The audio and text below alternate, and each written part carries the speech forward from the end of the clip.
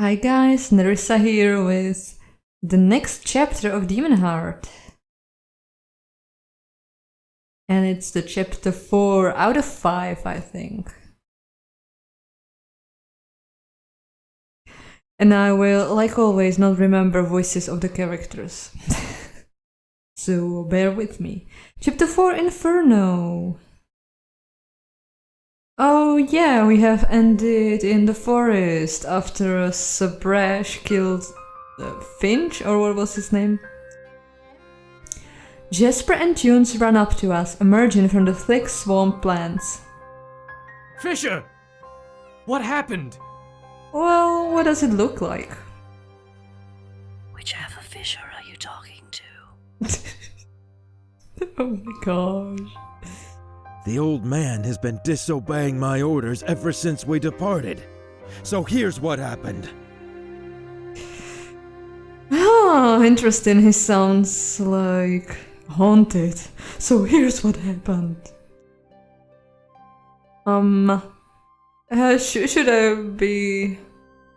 Should I like throw Brash under the bus? No, what was that achieve actually? He wanted to take me somewhere by force. Fisher? That's impossible. Don't waste your breath trying to prove these fools wrong. Come here, we're moving on. I never needed the dredge to begin with.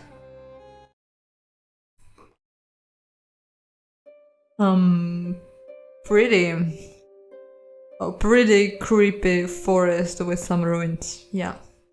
We continue our journey and find ourselves among the swamp ruins once again. It seems Sabrash figured out where we took the wrong turn before. The soldiers have been really tense ever since they saw Fisher's body. Jasper seems to be cautious of Sabrash, and Tunes is apparently distrustful of us all, not even allowing Jasper to walk close to him. I've been feeling horrified, I've been feeling relieved, I'm a little wary of this whole situation. Sabrash slaughtered Fisher in cold blood, and now there's only 4 of us left. We're back where we started. As we make our way through the barren lands, nightfall creeps up on us. Huh. The air is damp and misty. Ooh, can you hear it? And the howling wind sounds like people screaming. Sir, I don't think that's the way. That path looks haunted. Oh, I just get goosebumps from the sound. It's so creepy. Ah. The restless souls. They will feast upon our eyes. Oh yeah. Yeah? Well then you go the other way. I'm taking this one.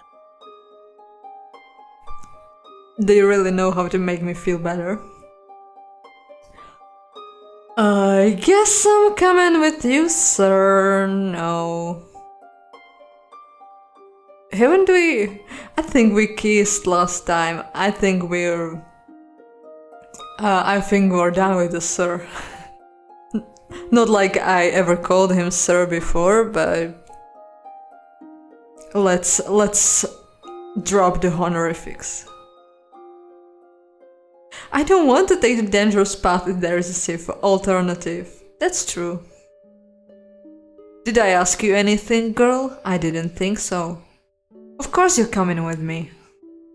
Wait, we can split up like this, then we'd be out of the mission. You don't say. I suppose you should send a fucking pigeon to ask a lord what to do, since none of you assholes are obeying me.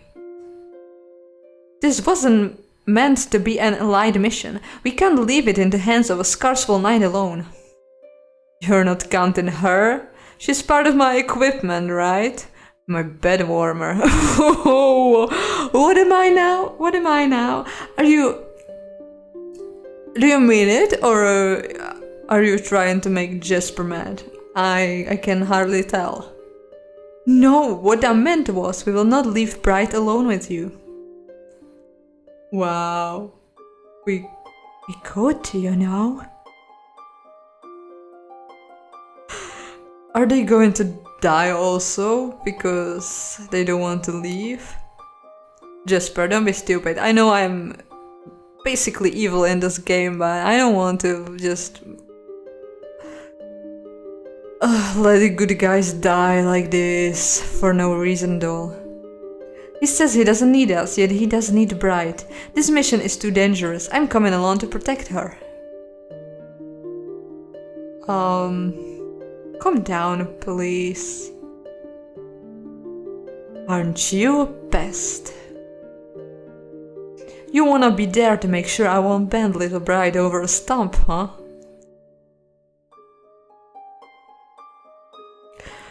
Jasper moves to punch the knight, but Tunes holds him back. Yeah, Jasper, that's not... Oh, I'll remember that. As will I. Sir, I recall you said we are free to turn our tails. Tunes is the only one who's gonna survive here, I'm sure. Yes. In that case, sir. Tunes starts backing off, facing the knight and never relaxing his bow. Tunes! I can't believe it! I can. It's the smart thing to do, I'm sorry, Jasper. Subrash snorts and watches Tunes until he That's disappears. one smart idiot. Yeah, he's one smart idiot, I must agree this time. No, how could he? I wish I could do that. Jasper, come on, you can't. You wanna go with your friend Tunes, don't you? No? I won't be mad. I will not abandon the mission, sir. Fine. Your bones will make a fine exhibition in Riverus then. Oh, poor Jasper. He's the only one who's trying to treat me right, and he's probably gonna pay for that. As we continue forth, no one says another word. Jasper, what the hell was that about protecting me? Did I ever say I wanted or needed your protection? Jasper, thank you for being so considerate of me. Jasper, you are a very honorable soldier. He is. And he's been considerate, and I guess... you know, I might be evil, but... maybe we should be nice for the only person who's nice to us. It's nothing. It just feels wrong that you have to be out here. How is he even going to use you against the witch? I don't know. So I suppose you were not fine with the idea of shooting me when the knight mentioned it earlier. You need to stop worrying, it better be fun. Yeah, that won't be fun, and I don't know, but let's see it. Of course I would not have done anything of the sort. What a terrible man he is. Yeah, a terrible man that I kissed for some reason, but hey, this is the kind of game where you kiss villains, I suppose. Suddenly I feel a warmth around my neck. Oh, it's Race. I thought some Subrash is trying to... what's the word? Put his hands on my neck and then strangle me, yeah. It's been a long time since Race talked to me, it better not be him again. I've been waiting for Race to say something about Fisher. I'm not looking forward to this, but well, let's say that. You know, I'm beginning to find Orchid respectable. Oh, and why is that? Oh wait, I don't care. I thought you already did. She is your mother, isn't she? Why so and why only now? So you've been thinking about Orchid. How irrelevant. How irrelevant. Let's learn more. Ah, of course. Unconditional love. I'll have to remember that. I couldn't fully appreciate her plan, knowing how it failed so miserably, but at least she was an honest witch. Oh, honesty seems like something that demon spawn really love. She took all the responsibility of creating a demon child and sought to hide and protect him from the rest of humanity. Perhaps on a certain level she did understand my kind. We do not value the decision to create us if it did not come from our mothers. I would only ever feel like the son of my actual mother, not in debt to an evil witch who sacrificed a peasant girl to create me, even if my mother never loved or wanted me. Or maybe another demon spawn would think differently, just to debate a little. And be thankful for his existence. Maybe, but consider what the witch has taken away from him.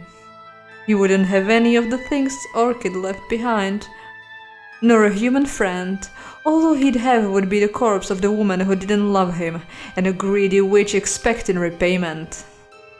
The trauma upon seeing one's dead mother is hardly ever forgotten, as far as I can say. She is the one who stirs our strongest emotions, and to see her like that, by our own fault. My first conscious thought was that I wished to die, but there was nothing I could do to end myself. We demon spawn are indestructible. Now imagine if someone else were responsible, if my mother hadn't wished for any of that. The slow death I put those witches on would exceed the human lifetime. Ah, but enough of my fantasies. You have your quest to think about. Wait, aren't you going to say anything about the old man's death and my part in it? What? Oh, I see it now. He's missing. I was so busy with my own thoughts that I hadn't noticed. In retrospect, it makes a lot of sense. But you didn't kill him yourself, did you? No, of course you wouldn't treat me to such joy. It was the beastly barbarian who killed him for you. He's dead as he should be, and I have a huge guy here who would kill for me. What more do you want? But I screamed and called for the huge barbarian to kill him. Well, yeah, let's credit where credit is due and all that. I see, you played your part well. It's rather interesting how you seem to be making these humans protective of you. You do possess a specific quality. Like I'm pretty? Am I pretty? Pretty? Well, they can certainly keep you safe until I come for you. How nice of them. So you will come for me? Yes, come for me. What do you mean? Hey, I'm not going anywhere with you. Let's see what his plan is. I misspoke. Never mind. So he's not gonna tell us that he has plans with us, damn it. Oh, hella creepy. We arrive at the entrance of an underground ruin when it starts raining. Frowning, Subraj motions us to take cover in the dark hallway. Jesper steps in and stands by the wall, but I stop to take a look first. The stairs are adorned with spikes and skulls. A rotten, impaled human head stares at me with dried eyes, and I gaze back into it. I can't say if the man was killed by decapitation or if they did it afterward. It reminds me of that day. The angry mob, my thoughts in disarray, the moment which I believed would be my last. The cold blade. And it doesn't help when Subraj suddenly grabs my shoulder. Does small shit like this scare you? No small shit like you. Scare me, don't scare me, whatever. This was better in my head. The same was done to me, only without the spike, I think. I've never seen something like this before. No, I just got distracted. Having you behind my back is even scarier. Remove your filthy hand from me, sir. Such a goody two-shoes, you know. How can you even think you can touch me? Well, are we trying to connect here over heads and decapitations and all that, or maybe, yeah, let's do that. Yeah, well, I've had an X in my face, but I wouldn't mind planting one in someone else's. I don't cry when I see it done either. No connecting with you though, huh? My fucking cloak got all wet because of you. Get out of the rain and out of my goddamned way. Barking again, Brashy? Here's where we need to go. Tag along and don't look at dead heads like they'll bite. We take cover at the entrance, but Sabrash seems hesitant to enter the ruin. No wonder he's scared of the witch, isn't he? Why are we going there again, to kill her or something? Jesper is also gazing at the skulls scattered along the dark stairs as far as the eye can see. Why is the witch doing this? I don't know, she's probably on her period. You know the shit men say. She has to have another reason, I suppose. Because she's evil? Come on. If I had powers such as hers. You know, she's probably just an introvert who wants to be left alone, and people keep trespassing into her forest and her dungeon, and so she's like, "Oh, you little bitch, you trespassing into my dungeon, I will take your head off and put it on a spike so that nobody comes here when I'm having my afternoon tea." Something like that. We'll have to discover that. I don't think there will be an opportunity to investigate. We have to dispose of her swiftly if we even get a chance. It's so cold out here, I feel a chill in my chest. Suppress, I'm cold. Jesper, I'm not feeling well. So are we going in? I keep to myself. Well, Brash will have zero empathy for us, we know that. But maybe, you know, that... Do we want a warm embrace? Come on, he's not that kind of guy, he's not gonna be a gentleman. Maybe if Jesper is going to be a gentleman, it's gonna make Sabrash angry. I know, I'm feeling kind of nervous as well. I'm cold.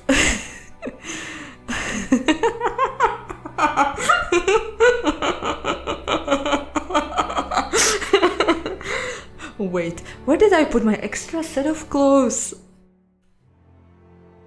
Did you lose that too? I hope not, sir. It's just that I'm not really in the best shape tonight. Nothing is going right, and now my bag. She doesn't need your filthy clothes. She's a fucking Demonheart. Her demon power will keep her warm. Hey! I was trying something here. What? Don't be a...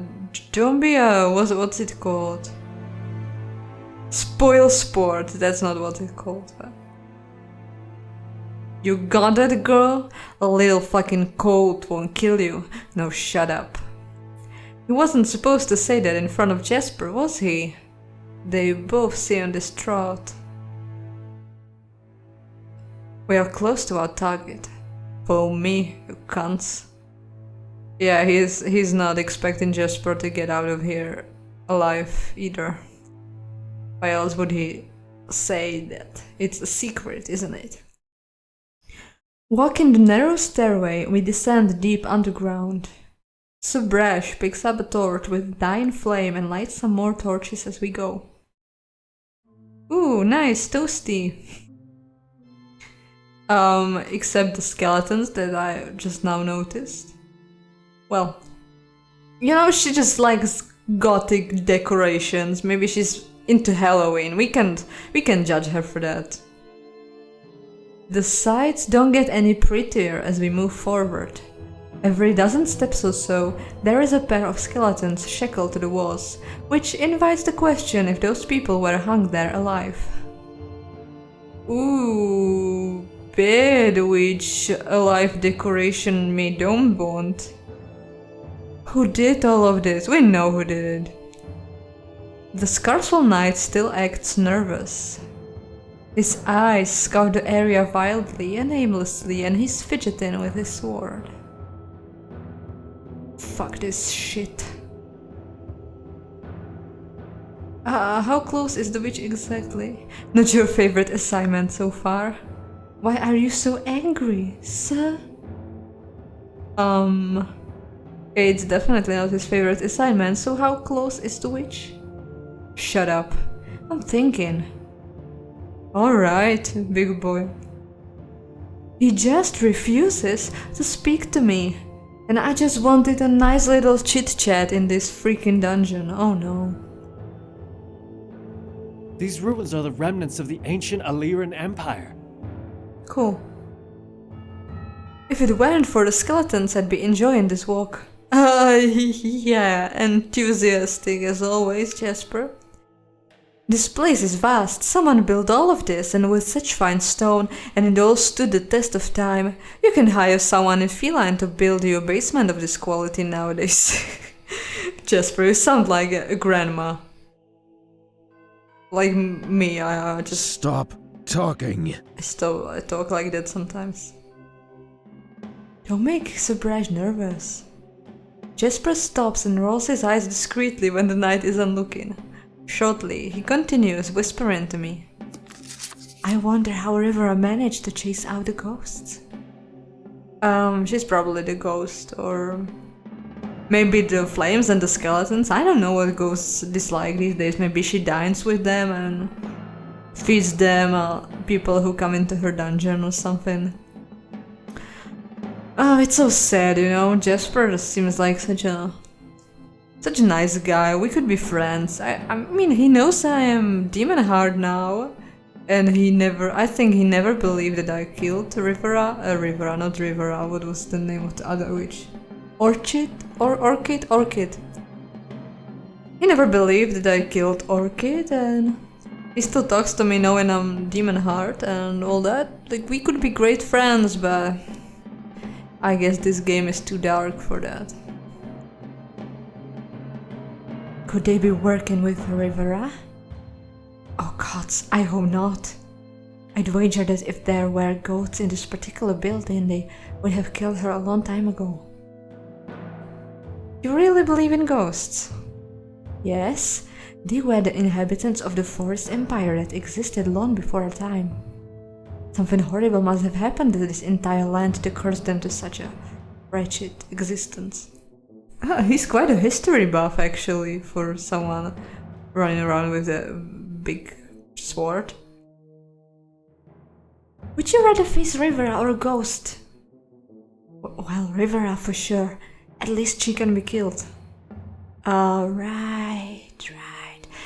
Did you know that in Scarswell they sometimes punish outlaws by sending them into the cursed swamp above to be torn apart by the spirits? Or the wolves that we met? Ron, we don't do that with outlaws, only people who piss me off. You're pretty high on the list right now.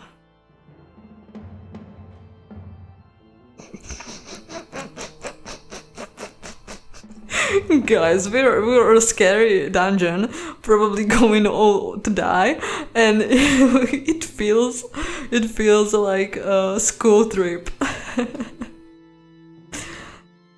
Oh nice, is this her coffin? Is she like a vampire witch or something? We reach a chamber that appears to be a tomb. Right in front of us is a coffin stand. Torches are lit in the mist behind it, though it is unclear if there is a path ahead. Subrash sits on the steps with his sword in his lap. From his grim expression, I'd say he's thinking and doesn't wish to be disturbed. Alright, do we want to disturb him? So where's Rivera and what do we do next? He's not gonna tell us, probably. Or if he wants to, he will eventually, so let's look around the room. I find there is no passage behind the coffin stand after all. So it's a trap. The coffin itself seems part of the same ancient craftsmanship as the walls of this place. There is nothing to tell me who, if anyone, was buried here. I begin to wonder who lit those torches in the back when Jasper starts speaking to me. Right. I know this is crazy and more than inappropriate, but now that Mark is no more... What? What? It's Jasper. I'm yes, let's get married. Oh my god. Oh, the only guy who's nice to me. I mean, he's a good guy. He's not a nice guy. Marco was more of a nice guy. This is a good guy. This is just one thing. Jasper, I think you should not say this shit in front of Brash, because I don't think he will appreciate you giving me that kind of attention right now. Maybe we should talk about it later. How about yes? I must confess. Sorry, I screwed up. I must confess, I've always fancied you. I know we are in a dangerous place, but perhaps that's more of a reason to let you know. I knew I hadn't killed that fool for nothing.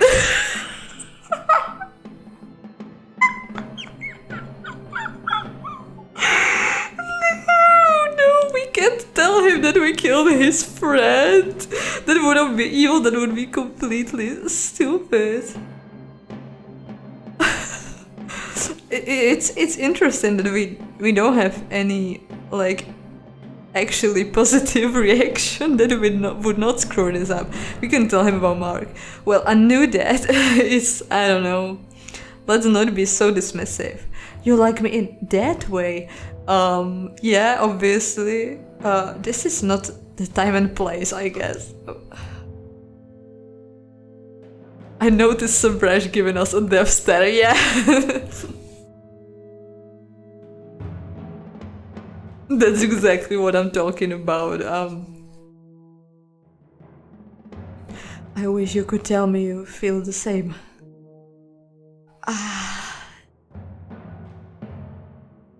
I do, but Jasper, focus on the mission. You are a nice lad and I'm sure you'll make some other woman happy. You are so pathetic, you insult me. Oh, if there is anyone I like in that way, it is Sabrash. Oh no. Let's say, you know, this is our opportunity to have some good in our life. This is gonna end so horribly, okay? I do, but... Are you gonna fuck in front of me to celebrate? Can we? Do I need to beat the shit out of you both so you would fucking shut up? No, sir, no. Can we even manage with the three of us? Could the witch be nearby? Sir, you haven't even told us the plan. That's true. I told you the plan before we departed. You were not in it, but you came along anyway because your lord said so. He seems angry. Sir, please. Sabrash grabs Jasper by the throat and slams him into the wall. He twists Jasper's head to the side with an awful cracking sound. When he lets go, Jasper's body collapses onto the coffin stand. See, that's what I've been saying. We can't have anything good in this game.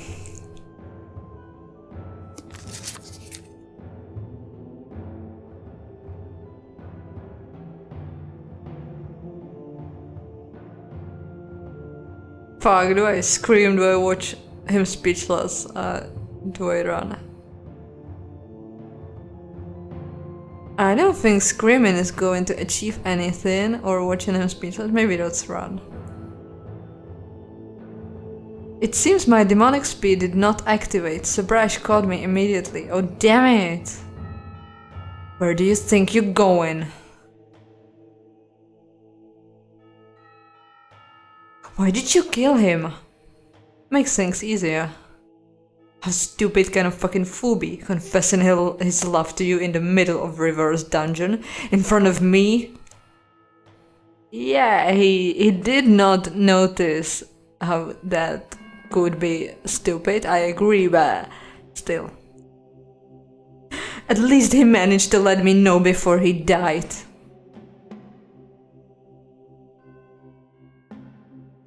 For all the good it will do either of you. Now we can have a little talk about this whole witch thing. I'm not talking to you. First off, your lord doesn't know what the hell he's doing. He's trying to double-cross everyone. With soldiers like those, tough chance. Do you know Lord Second and his dogs lied to your parents that you're dead? What? How would you know that? You're lying. I mean, obviously. It would be stupid to tell them. I'm in contact with the fucking leadership of Scarswell. We know everything that happens in your little town. Your lord needed someone to execute to calm down the people. Then, when your pretty head grew back on, he decided to make you a military secret. There was a bloodthirsty mob cheering for your demise, wasn't there? How do you think they would react when they learned they were tricked? You know, all you're doing is just telling me why obviously they had to lie, and I kind of expected that. That doesn't make me angry at them. Of course, I don't like feline because they did all that. They did execute me and all that just to have someone to blame, but it was not Jasper's fault, you know?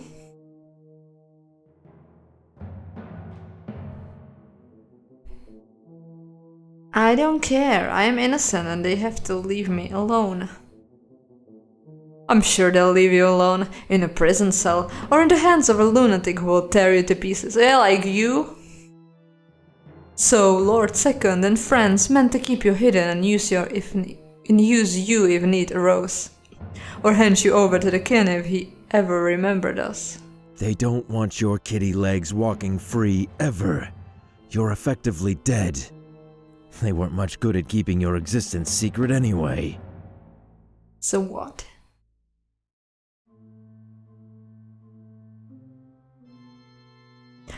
This would be so much easier without you in my way. It would be easier if you were tied up in a sack like you were supposed to be. That way I wouldn't have to speak with you. River, I gave Lord Second a fair deal. Hand you over and no one else get hurt.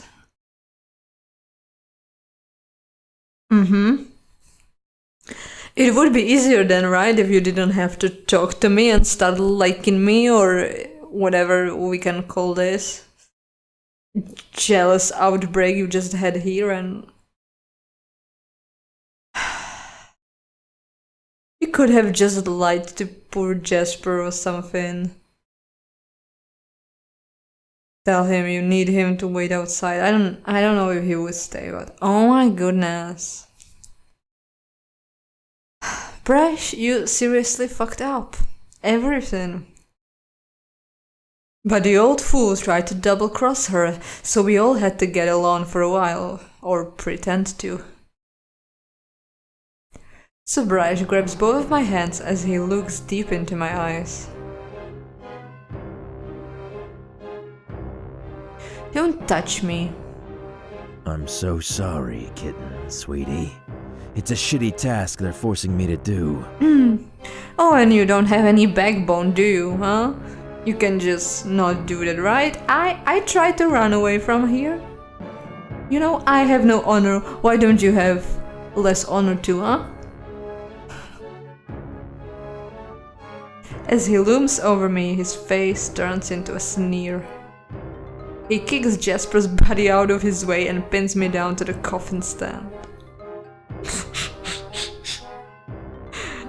Brash dear, this is hardly romantic now. I liked the guy, you know? I liked him, and you just kill him out of jealousy and anger issues and all that.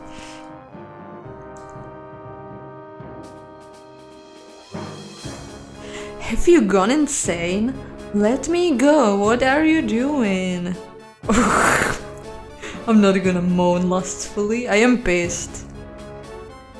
I am pissed, actually. Yes, you'll be mine if it's the last thing you do. Oh my god! Did you hit your head, Brash?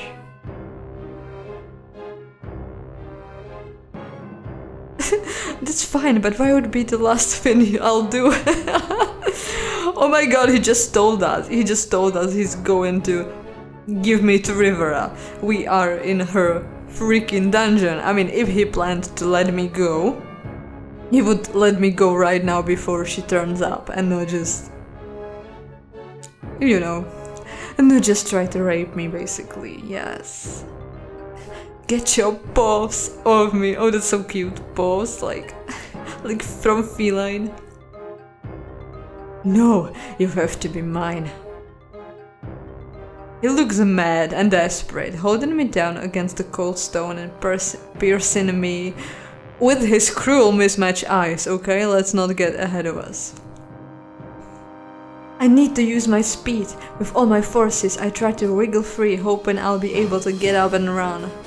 I fight him fiercely, with murderous intent. I lie still, surrendering.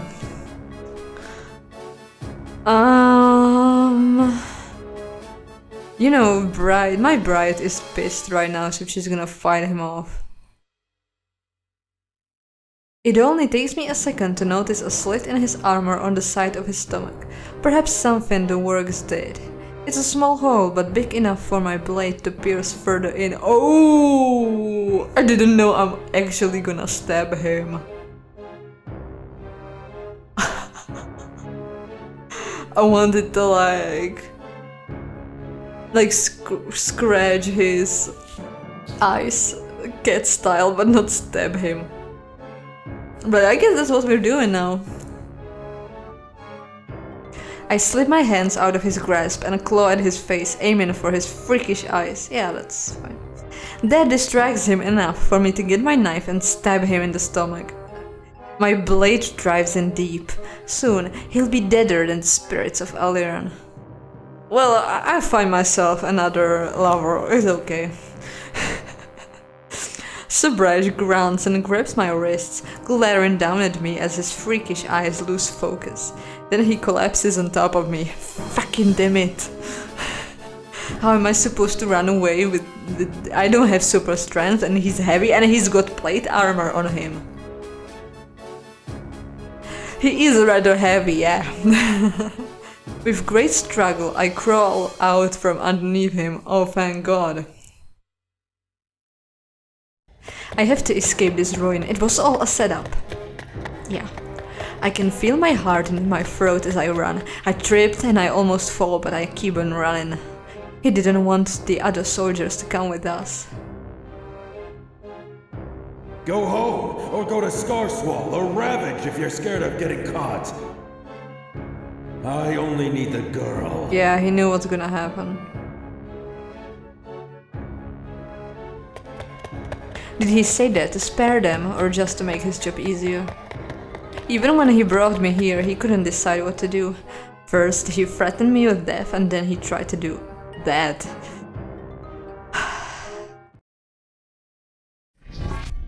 Suddenly, I cannot move. I am captured by a field of magical energy. There is someone in the hallway ahead. Oh no. The gift of speed.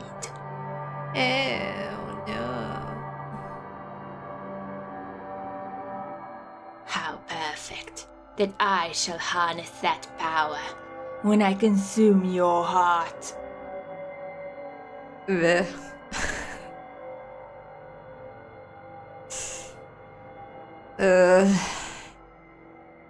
Let's not say anything. I am Rivera, the mistress of the wilds. You know what you are, a effing bitch. The mongrel who frightened you is merely my minion. Zanari, hold the barrier while I speak. Zanari, huh? Of course. Another witch steps out from the shadows, a hooded figure I remember well. Ari, Zanari, Oh, she looked like another witch's apprentice all the time. So this is the witch, obviously. Ari. She stands there wordlessly, concentrating on the magic around me. I have eyes in this place. I've observed how the brute assaulted you. I promise, after I am done with you, he will seem like a feeble jester in comparison. Mistress, we might want to consider treating her better. Aww. Does she like me or something? It's a pity they couldn't pair her up with someone more decent for her last journey. What? Why are you defending this whelp? I shall have words with you yet. I meant only... Be silent and hold that barrier. This is about my heart, isn't it? Yes, your heart and your body under its influence. I wish to study you. I suspect you shall prove to be of a more agreeable character than my barbaric pawn. To think that the shivering mess of the Lord of Feline really intended to murder me. He wrote me back that he couldn't hand the Demonheart prisoner to anyone but the crown. And then of course he kept you. Perhaps he too was drawn to the allure of the unholy hearts and tried to save you for himself. When in the end he agreed to hand you over, I suspected he was lying. And soon enough, my minions spied a group of soldiers around you. A group of which there are none left. I wonder how that happened. Two were killed by Brash, one ran away, and then there's Brash himself. More of them will come to kill you? No, they will be too scared. I wonder that as well. Your old fool of a lord was unaware that one of his allies has been working for me. Sir Brash. The animal only became a sir after I gave him immortality. Of course, but I suppose I should not accept gratitude. You shall be a much more pleasant subject than he ever was.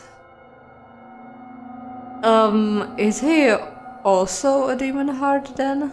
I will torture you and learn all your secrets, just like Sick and Rin did to that miserable demon spawn. Sick and Rin, that's how it's pronounced.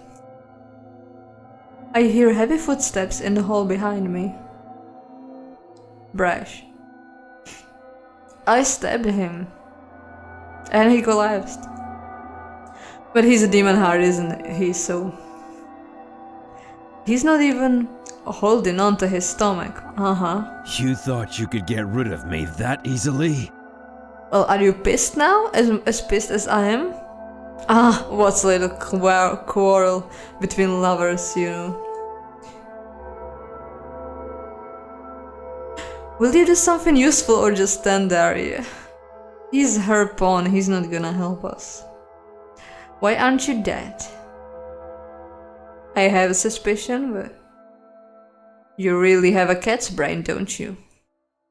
I am a Demonheart like you, only stronger. Silence, fool. For someone who has had a half of his brain sliced off underneath that ugly scar, you certainly talk too much. Yeah, she's definitely an introvert, you know. What? You don't yet understand. Of course you don't. This is why I chose to avoid humans and their incompetence. Pay him no heed. He is merely a test subject that has served its purpose of delivering you into my hands. First, I will learn all about your nature, and I will use your sweet, black heart to make myself immortal, just like you are now. Or would you rather be made a gift to my apprentice? countess? No. The young witch looks at the ground. It is only fair, isn't it? After all, you ate someone else's heart. That was not planned. I did not. Or was it demon flesh you devoured? It is even more difficult to acquire. Don't look at me, I did not acquire it. I suppose since Orchid was a good harlot to the demons, she could have obtained some during one of her many passionate encounters with the beasts. Huh. So that's how it was. Orchid wasn't a harlot. There was only one encounter and one demon. We don't know that. How do you know about the demons? She told me about her grand dream herself. She was a foolish woman until the very end. She sought immortality and had it right in her grasp, yet she chose a demon child instead. The child is not her. She is not immortal. She is dead. Was there even a demon child in the end? Did you kill her, or did he? Or did she summon a demon for mating, only to be slaughtered by it? Oh, why would I tell you? So that you could die in less pain. No matter if there is a demon child, it will end up in chains sooner or later, like the rest of them, and no one favors the blasted beasts. So much for living on through her immortal son, and being remembered through his undying love.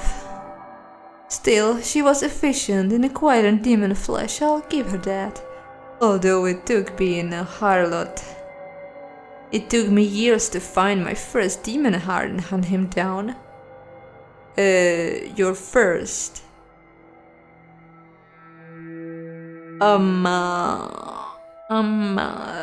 Race? Hello? Right? Where are you? Is that? What have you gotten yourself into? You knew where I was going! Well, the evil witch here wants to torture me and then kill me. Can you think of any way to help me? Maybe tell him what's her plan so he has some motivation. Stay alive for as long as you can. The witch is a coward. She has had a heart in her grasp for years, and she hasn't claimed its power. This is it then. She has been informed of her fate. Now she is mine. I disagree. Zanari, do it. Male, you will carry her. Wait, is she killing me now? Fucking shit. Ari moves her hands towards me, followed with a wave of darkness. Oh no. Oh no, am I like dead again? This burning pain. I'm seeing fire, but is it real? What is this strange feeling in my arms and back? Oh. Oh, what? Oh, those women are freaking crazy.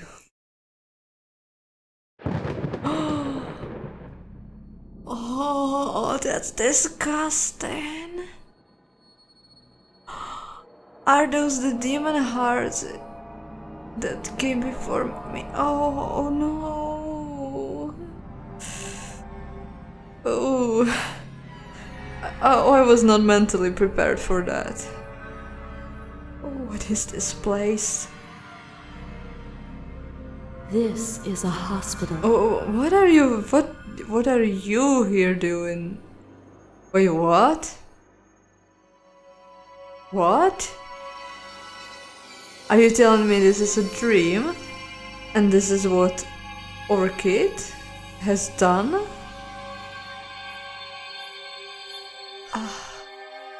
Looks more like a morgue to me. Oh no, this is a place for everyone. the dead and the living, they all hold equal value. I've been getting behind on my work. It doesn't matter. They are all dead. I suppose they are, now. It doesn't make much of a difference. They've served their purpose well. There is knowledge to be found in working with people. Oh, wait, was Orchid secretly evil? Did she, like, murder some of her patients? Did she work as a healer just so she could use them for her goals of immortality? Damn, we really can't trust anyone in this game. However, there are far too many of them and the experiences become repetitive.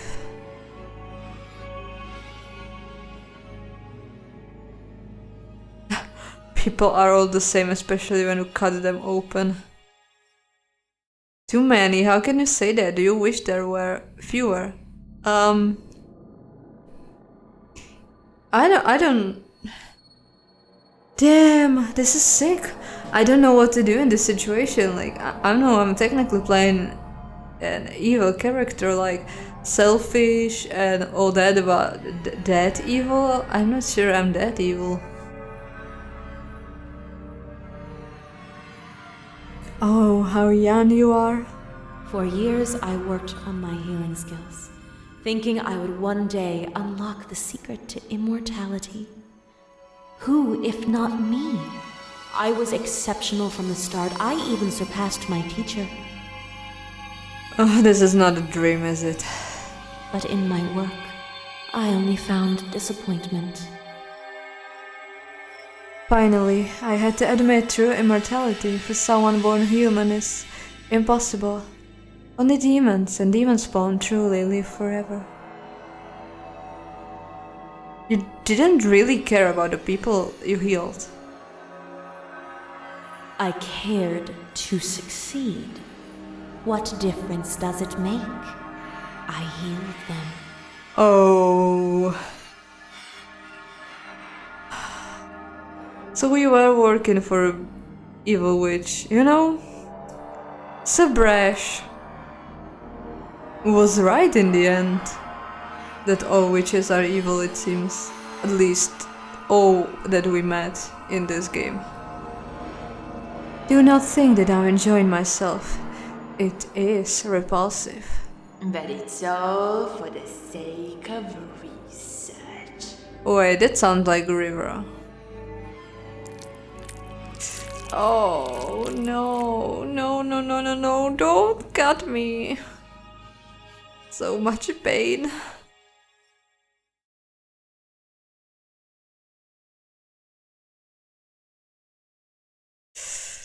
Oh. So was it Orchid or was it River? Like...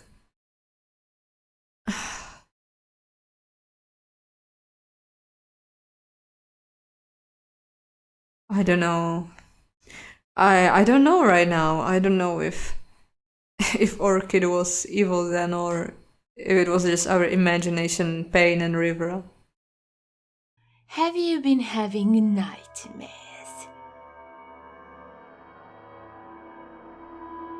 You bitch. It must have been from so much bleeding, yeah. It must have been from so much bleeding.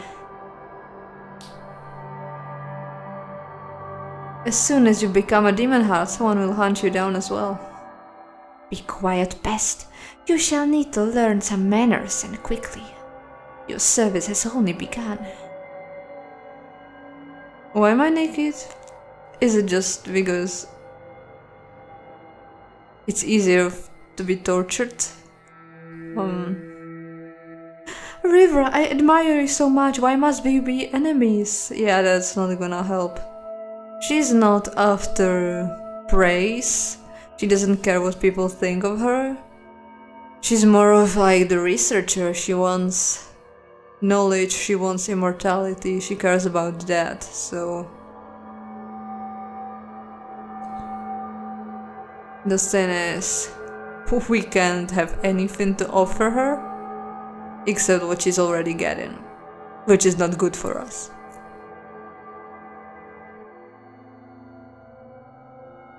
Toys do not need clothes. Also, it makes your body more easily accessible for my experiments. You will die for this. And who, pray tell, shall slay me? Zenari, clean up this unsightly mess. You talking about me? Zenari, why are you being such a bitch?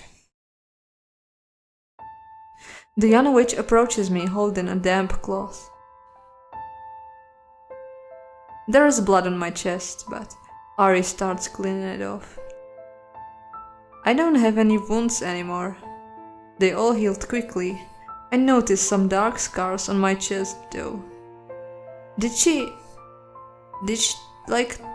take my heart out?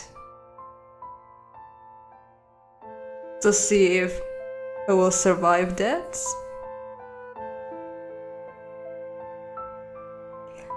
More scars like the one around my neck. Sorry.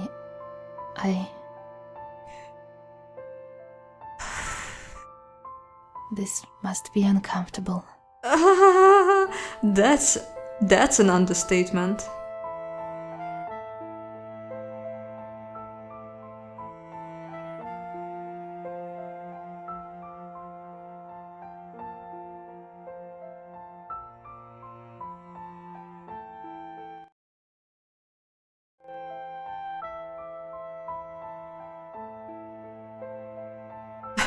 You are the one who seems uncomfortable touching my unearthly body.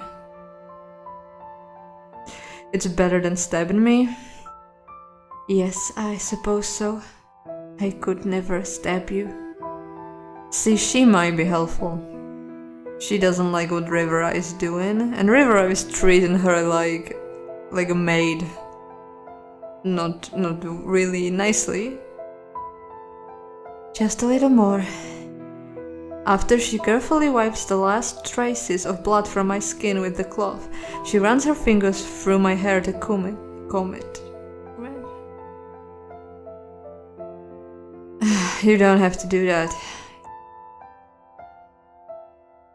I wish none of this had happened. I liked you when we first met, and I wanted you to stay safe. Yeah, I should not have gotten that job. You should have just given up instead of becoming Orchid's assistant. She got you into this. That's true. Also, I have such a nice figure, don't I? Very curvy and all that. No wonder Sabraj was smitten. And probably Ari is also, I don't know. If you knew about her plans, you should have told me plainly. I couldn't. I wasn't allowed to warn anyone. I don't know what's happening anymore. I thought I wanted immortality, but not if it means killing someone like you. I could never attack a demon for its flesh either. I don't know what I was thinking. Someone like me? What do you mean? But you would be alright with killing someone else. Moralizing her not gonna help. But maybe if we make her like us more. You are so young and beautiful, and so intelligent too. I am. I'm not like your mistress at all. Isn't it an injustice that I should die so that old lady could become immortal? Yeah, that's true. Yes, that's what I have been thinking all along. Exactly, look at my beautiful figure and let me out of here. I have to go. No, damn, we were just connecting here. Wait. She runs off, all distressed. We want to make her even more distressed. Let's make her so distressed that she's gonna stab that old crone, okay? I am alone once again. I can still feel the amulet around my neck, but I haven't heard from Race ever since my abduction. I wonder why. I hope he's busy trying to save me from this terrible place. There is little to do here but think back on everything. And sleep. Oh, my friend. Reese, you are a child again. Heart we tore.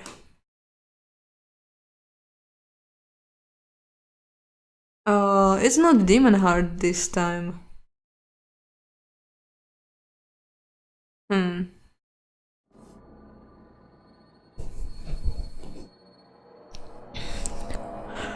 I googled it because I don't have patience for this today, and it seems that the answer is there are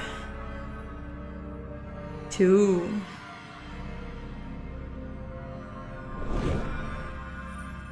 Heart we tore, or there are two. Was I even supposed to decipher that? Two of what? Two witches? We know that. Two, Demonheart? We know that. Two demon spawn? Possibly. Trapped again, just like me. We have to fight. We can be free.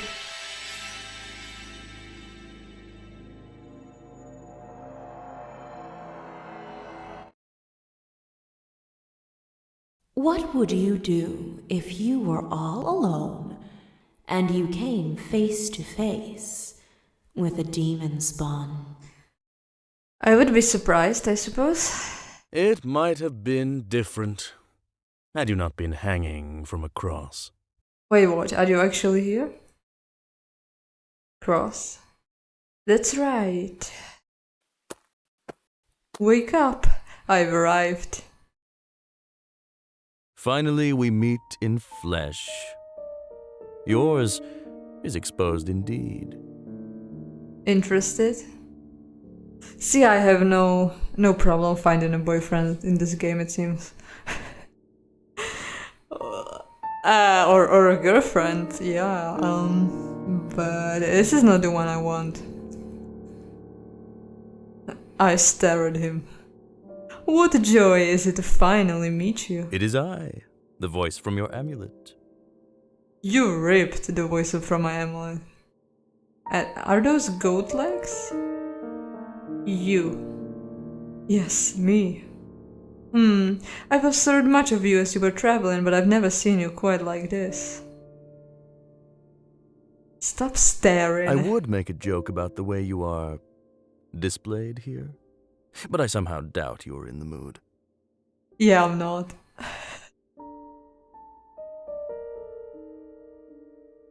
Help me. He approaches me on his crooked goat legs and cups my chin in his claws. You used to have spirit.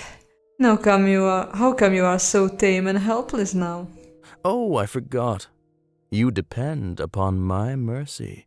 What shall we do about that?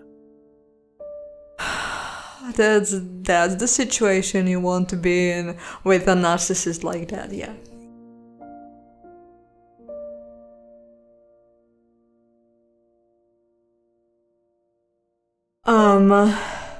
Please help me?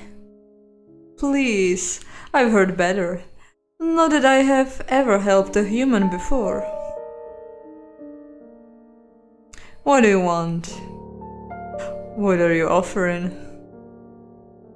Oh, anything you want, I will be your servant until the end of my life. Ooh, that's a little too much. It may be better to die than do that. What you see. He will probably say something like, oh, I could have anyone, yada yada. I will find a way to repay you. There has to be a way you could find me useful. Look at me. What can I offer you? I barely feel strong enough to speak. You know your mother intended us to take care of each other. Oh, we can do some emotional damage here. If it is his mother. Let's try that. My mother, is that your best argument? Disappointing. Well, enough of my questioning. We both know I came to rescue you. Why else would I be here? To laugh at me? Let's not give him ideas. Thank you. I am a true ally, am I not? Why didn't you save me before Rivera did this to me? Oh, perhaps I overestimated you? Before jumping to your aid, I was hoping to observe you displaying competence. Bitch. But since you didn't, I am left with no choice. Perhaps the time has come to settle any distrust that existed between us and show my goodwill. I've grown fond of you. It would be a pity to let a deranged witch destroy you. I'm so glad you came for me. It's about time you did something good for me, good boy. That's gonna make him angry. Get it over with, this is uncomfortable. Let's not be rude and let's not be too eager, which leaves us with saying nothing. You are dazed by my power and the favor I've bestowed on you, I'm aware. Yeah, he can think that, whatever. He examines the torture device. This is such a funny picture for some reason. Yes, this should be easy. Prepare yourself. For what? With a sound of ropes tearing, I fall into Raise's arms. Cute. How long has it been since I used my legs? Oh, I thought, how long has it been since I was in some man's arms? But that works too. Careful, my adornments may be pointy. What kind of adornments? Actually, I noticed he's not exactly wearing any pants, is he? Like, there's a lot of fur. Let's not go there. Let's not go there. Yeah, let's lead on to him. We don't want to fall on our ass. How exquisite, your skin. Now I know there is something better than merely watching you. Oh great, we gave him ideas. Alright, demon boy, will you slaughter all my enemies? Is not gonna appreciate being called a boy. But let's do it just for the fun. Eager for bloodshed, aren't you? And you wouldn't be too bothered if someone were to do all the work for you. Well, if this isn't your lucky day, I have decided to grace you with my presence until you are safe from the witch. There was no point in watching you become more and more battered every day. It was such a disappointing show. You could have helped me sooner. I thought I was being more helpful by allowing you independence, like I'm a pet or something. We are about to put everything right, believe me. I've examined this dungeon, its locking mechanisms included. We can move freely, the witch is about 2 levels above. I have such sights to show you. Yeah, the only side I'm interested in is the side of outside of this dungeon. Come, my dear. Okay, fine. Since he saved me and all. When we leave the cell and enter the dark corridor, Raise lets go of my hand and motions me to follow him. Would you like some clothes? Of course I would. Yes, please. No, I'm fine. What would you prefer? Of course I would. Then we shall try to recover the ones you had. You could surely use having your armor back as well. It seemed like a fine suit of armor, though protection is not quite in my domain. Where would we find my things? Come. We continue exploring the hallway. As Reyes walks in front of me, I try to examine his scarred back, his red skin, and his furry animal legs in the magic blue light. He seems to favor chains in his attire. His entire outfit is made up of some chains and 2 pieces of cloth draped over his thighs, though the fur covers enough. This chest is not as dusty as the others, but there are signs of opening. Oh, here is an armor and a knife. Yes, this is the one you wore while I spied on you. Yes, those are my things. Well, let's see what else we can find. A peculiar book. Your precious little diary. You will have to show me what you wrote in it once we have more time. Never, give it here. Fine, I have my own ways of learning. You also had a bow, didn't you? I don't see where the witch would store an item of that size. This should be enough for now, I can't use it anyway. Yes, we have some serious business to discuss. You are a Demonheart, and so is another prisoner in this dungeon. Do you know what Demonhearts do to each other? One eats the other's heart? Indeed. You shall drain that pathetic creature of his demonic life and he will never rise again. Your power, in the meantime, will grow more demonic, meaning you could become stronger, quicker in action and faster to recover from injury and death. I see. My kind might be the supreme and truly immortal one, but yours, I think, are more entertaining. You should know that all of your power, that which you've stolen from others included, passes on to the one who makes up with your heart. There are quite a few of you out there. Imagine all the possible outcomes of your heart-eating wars. It should be enough to keep your little mind busy for months. I don't want to take part in a war, I want to be free to live my life. Do you wish to go home? You don't have a home anymore. Freedom is all about not being tied to particular things and places. You seek freedom without power. That is not the kind of freedom I would wish for myself. I suppose I will be helping you regain your freedom, though I'm not certain if my terms will fit your definition. Let us face the other Demonheart. I promise you will find him disarmed. You want me to... yeah, Brash. You want me to eat Brash's heart.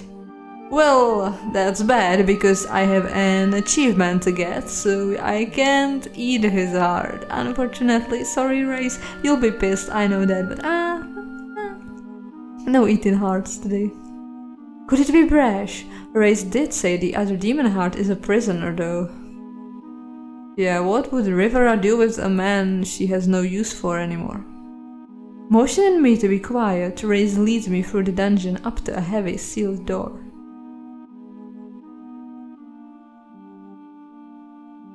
Can you feel something amiss? Is it like eating magic or something? There is a sharp, unnatural smell in the air. I happened to have picked up some keys earlier. Now, be strong. Don't faint when I open the door. Ooh. As the door rumbles open, we are hit by a wave of purple fumes. I have to cough and hold my throat. What foul poison is this? There, now that the room is open, the concentration of the poison will not be enough to kill you. Do we have to go in? Do you have to survive and improve your current status? Yes. Step in. In a daze, I stumble forward. Oh wow, this is gloomy. I enter a prison cell much like my own, but instead of a cross, there is a pole that emanates purple fumes, and a system of black tubes coming out of the walls. The prisoner lies on the ground, choking on the thick smoke. Reyes walks in behind me and stands at the door, as if to ensure it stays open. The smoke slowly starts clearing. The prisoner is a huge, tough man, but he is made helpless by the torture device in this cell. It's Brash, of course. I knew it even before I caught a glimpse of his blonde hair. The black tubes are attached to his body from all sides. Their evil appearance tells me they are probably not there to heal him. Brash is trembling weakly, his eyes are half open, staring at a single spot. Even if he is aware that something is happening, he is unable to raise his head and look at me. My nostrils hurt from the fumes. The mechanism keeps releasing poison into the cell, a smoke that slowly floats toward the door. I think Brash may have died from the poison and resurrected again, and this could have happened more than once. Such strong emotions. What has this man done to you? What do you know about my emotions, actually? Exactly. He delivered me to the witch, he brought me to river and tried to force himself on me. Nothing, he's just a slave. It pains me to see him here.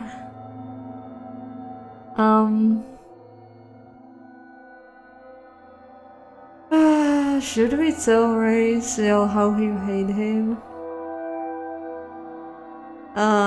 Maybe not. He did mistreat you, I'm sure. He did. Then have your revenge. I cannot, I need to have an achievement right now. Cut out his heart! Whoa, calm down. No, I want to help him. Help the creature? What a ridiculous idea. This is what you call a joke, isn't it? Isn't it, Precious? No. Do you feel compassion for the creature? Getting sentimental over your enemy's tortured body is the pinnacle of stupidity. Why refuse this power within your very grasp? Mind you, I don't think obeying a demon is a wise thing to do. I love him! You're right. He may be a bad man, but he doesn't deserve to die.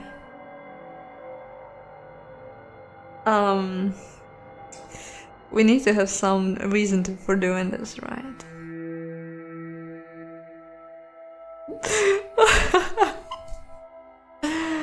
I wonder what's gonna piss off Reyes the most if I say I love him or tell him it's not alright to obey the demon, or let's do it like let's say that Bright loves him. She's like, you bitch, you tried to deliver me here, but also you kind of didn't want to, and you also kind of want me, but still you bitch, but alright. You love him. I wanted to hear that from the voice actor. That must be fun. But as if you knew what you were saying. Do you mind if I stand back and watch as you attempt to move his worthless carcass to safety? It will be quite a show. I expect to see you flattened on the ground over and over until you finally give up. You will help me, demon. I will not. Deal with your foolish decisions on your own. Of course. Reyes walks to the door and stands there impatiently. So we'll just drag this out until he gets so impatient. He's like, oh my god, I'm gonna help you because I want to be out of here finally. Brash is coughing, choking and shaking. His mismatched eyes are open but without focus, as he were looking at everything and nothing. His chest is covered with dark scars similar to the one around my neck, though I wonder if I would notice the resemblance if I didn't know he was a Demonheart. I almost forgot that I have the same kind of scars on my chest now, too. A gift from Rivera. If she took out my heart, which is, I think, is what she has done. She took his too. Are they like in jars somewhere? So even if we escaped, she could just eat them if she wanted to? Is that why he obeys her? Because she has his heart? There is an old bloodstain on the floor beneath Brash, perhaps a trace of an earlier death by something other than poison. I imagine him trying to resist being tied to this apparatus and Rivera butchering him so he would lie still. My head aches and so does my spine and throat. I need to act.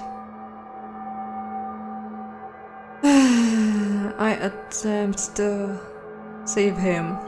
Examine the mechanism. I find that the tubes are attached to Brash's body with needles that seem to pump out some kind of a liquid. Probably yet another poison. It's gonna be pretty painful if we take it out. I suppose we could maybe just like cut the tubes. I don't know if we have a dagger right now.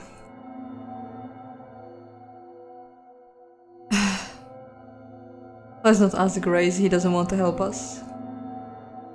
I start pulling the tubes out one by one from Brash's chest, arms and back. He doesn't react, the needles only leave behind a few drops of blood each. I also attempt to move Brash toward the exit where the air is clearer. I try to push him and roll him over, but it fails. I proceed to pull him by the ankles, but his body is too heavy to move.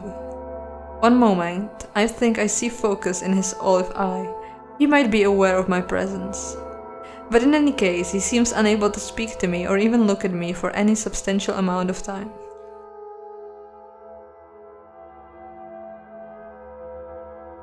I hope he knows I tried to help him so he won't be angry with me if he does recover. I hope he knows that I was here and that I care. Well, I tried, that's more than he deserves. Let's hope I care, whatever. He seems at peace now, he's not coughing anymore. If he's been exposed to that poison the entire time I was prisoner here, I can't imagine what it's done to his body. Yes, I've got my achievement. I don't know if and when he will recover. He might make it on his own now that I've given him a start. At any rate, we should leave the door open. Well, you missed out on an important lesson. As you wish, let us go. You would have seen something extremely interesting had you dug around for his heart. But if you wish to be no fun, so be it. What would I have seen? You will learn soon enough. Yeah, he doesn't have it.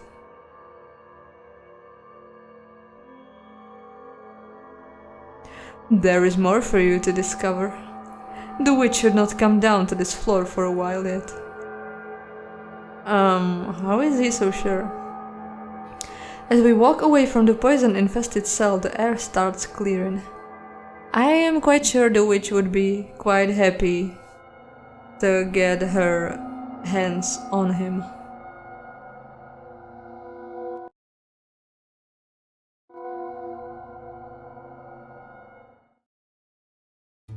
A pity what you choose to reduce yourself to. I was only looking to educate you, but since you refuse to learn by example, I will have to explain it to you.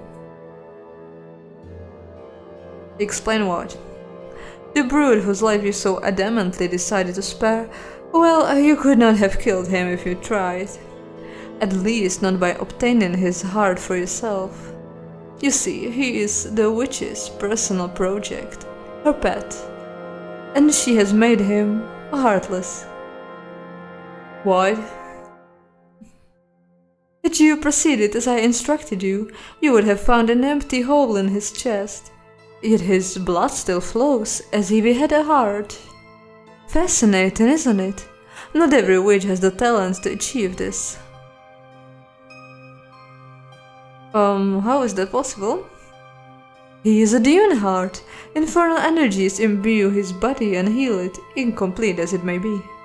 The witch performed a special surgery on the brute, and now his heart is safely hidden in a secret place.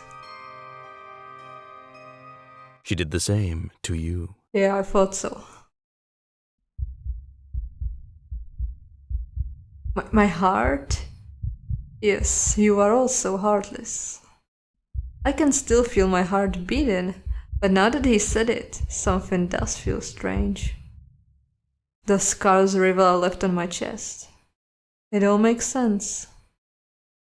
Much as I hate being the bringer of bad news, you needed to know.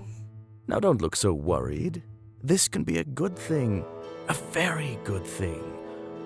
But not while your heart is in the hands of an insane, hostile witch. Yeah, I agree with the last part. How can I retrieve it? It would be easy if we only knew where to find it, but that is the whole point of the procedure. As you can see, I am not terribly worried, because I know Rivera writes down everything she does. Thus we need to investigate her research journal, a rather thick collection of writings. I know where to find it, come. Won't Rivera catch us? The dungeon is vast, and she doesn't often come down to this level, but let us be quick to prevent any accidents. Okay. Race confidently leads the way as if he knew these hallways by heart. We take some turns and pass some doors until he stops at the entrance of a well-lit chamber. Cozy. Some nice skulls for decoration. There are so many rooms and passages in this dungeon, and such peculiar items to be found. This is a dungeon worthy of a witch. Orchid's house, with her secret basement, couldn't quite measure up. She didn't even have prison cells. Orchid wasn't a murderous psychopath. I'm not sure anymore, maybe. Would you rather be Rivera's son? That's impossible. I do not know how to answer that. Rivera would never create a demon child, would she? And if she did, she would surely despise it, so no. But we came here for the journal, and it's right there on the table with a lovely skull. Better try to find some information about your heart. I approach the huge book on the pedestal and examine it. It contains dated entries about the witch Rivera experiments and her other life experiences. It appears that she has moved to this ruin around 16 years ago, when her mistress was executed in Scarswell. There is no mention of her apprentice in the beginning. The journal is too long for me to read entirely and too large to carry. I noticed that the last unfinished entry is about the subject 3 and subject 4, which is us probably.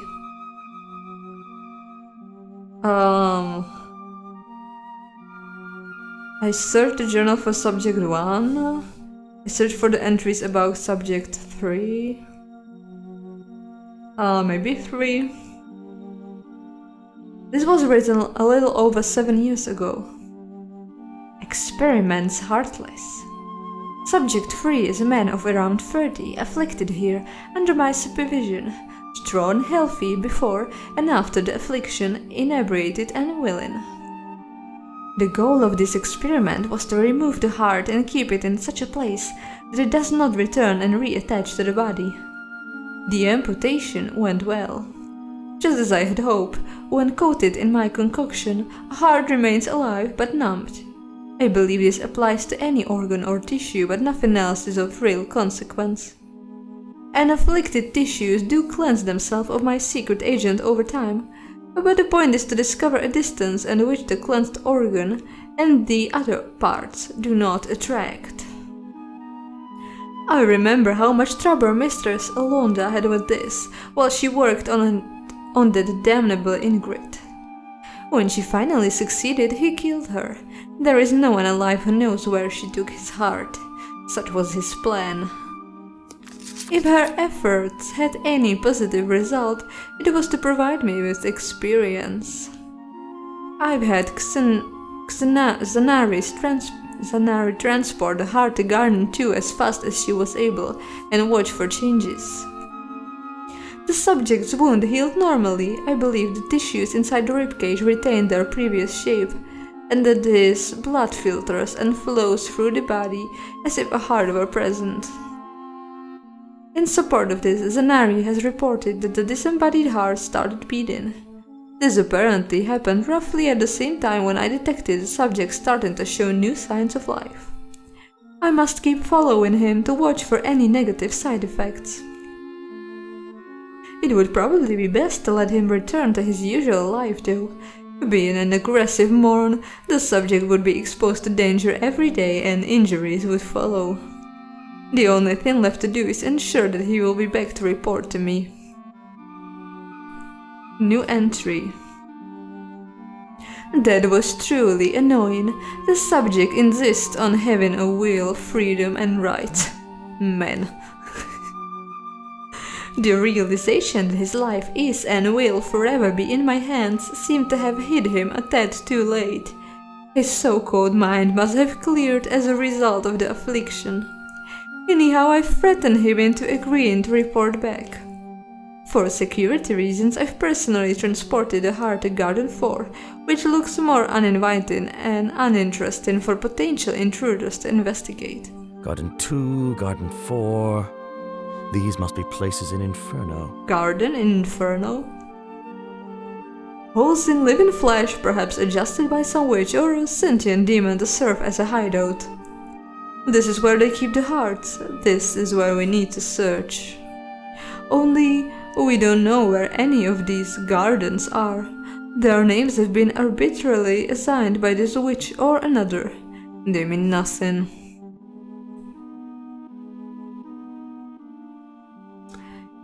Inferno, are you saying Rivera and Ari have been there?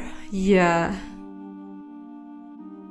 We need to find more information about these gardens. Either that, or there has to be a way for them to get there from the dungeon.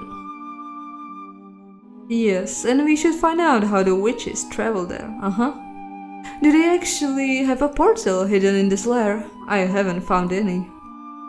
The next entry was written a few years later, torn from the book and put together with the previous ones. How I wish we could finish the research sooner, but I have to be responsible and thorough. Zanari is wounded by my refusal to reveal how I made the secret concoction. She will be the one to perform the surgery on me, and I can only be certain in her good intentions if her own immortality is at stake. So that's her plan. She did all those experiments so she could learn how to take her own heart out, but she can't do it without an assistant. So she found an assistant to turn immortal also, so she is motivated to... See, they can never trust each other, because if Rivera trusts Ari to take her heart out and all that, and hide it, possibly, then also Ari has to trust Rivera she will do the same and won't just eat her heart. Which maybe if she says like, oh, your heart is in a place that's not safe for, I don't know, a while and until I retrieve it and put it somewhere else. Like they can hold each other's heart hostage. That's, I suppose, the only way to make this work. But damn, so much. Oh my. So much planning to be immortal and all that. That's why she did not kill Brash before, because she wanted to make sure she has enough hearts for 2 people, and she knows how it all works. We will need 2 hearts in our possession before I reveal anything. I am not being unfair, Zanari, am I? I will grant you immortality after all. Why, this paranoia will be the death of her, won't it? What do you mean? Oh, she wants to be completely safe, but no one ever is. The problem is, she has to trust someone else with her heart surgery, and she'll be dead during that procedure, and she appears to have trust issues with Zanari, so she keeps delaying it. There is nothing more on subject 3 in the journal. I searched the journal for subject 1. I'm not sure that's important, but maybe. These entries are almost 9 years old. Experiment Immortality. Subject 1 is an afflicted man of around 30, healthy and villain, captured in the village of Broomfire after becoming famous for his superhuman combat abilities. He truly exhibits a great regeneration power. Shallow cuts heal within moments. Deeper cuts, internal organ injuries and hacked off limbs respectively heal longer, up to 3/4 of an hour at most. Multiple injuries somewhat affect each other's healing speed. New entry. Some of the wounds have left permanent scars on the body. Deeper cuts, acid burns. Decapitation also cannot permanently kill him, but it seems to have earned me the subject's eternal hatred. Not that I care, he has been uncooperative from the start. New entry. There appear to be some kinds of injuries that never completely heal. If a muscle is torn from the body and burned, it is gone. The reason why burning has such a permanent effect is probably because the chemical change on the tissue is too great for the affliction to reverse. That's terrible. She did all that stuff to the poor other Demonheart. But it also means that we will learn about our own affliction. I've confirmed that an afflicted cognitive functions can stay unchanged after 7 days without food, water, and proper sleep. Expectedly, the kidneys also do not seem to be the key parts of being aware. Without his lungs, however, he is only conscious or alive for very brief periods. Frankly, I am amazed that the power of the affliction goes as far as to oxygenate his blood or artificially feed his brain, whichever it does, even for moments. New entry. An afflicted's heart muscle is a very dark color. When wounded without burning, the heart behaves just like the other body parts. I was afraid that in doing this I would risk losing the subject, or rather the heart, but I finally did it. I have to know every kind of fate that can await an afflicted if I am to become one. When the rest of the body is destroyed, the heart remains alive. Oh my. It is dry of blood and it still beats, as the heart is of demonic nature. Its being a real part of the afflicted's body in the first place is questionable. So she burned his whole body except the heart? So that he can never regenerate, just stay a heart forever? Oh, that's so cruel, that's so terrible. Oh. I don't know if I should be impressed by the author of this game